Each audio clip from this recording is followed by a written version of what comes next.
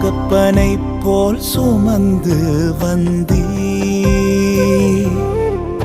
ஒரு தாயை போல என்னை தேற்றினீ.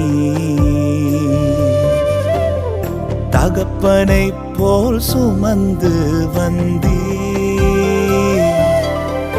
ஒரு தாயை போல என்னை தேற்றினீ. யாருமில்லா சூழ்நிலை ஒருபோதும் வராமலே கரம் பிடித்து நடத்தி வந்தீ.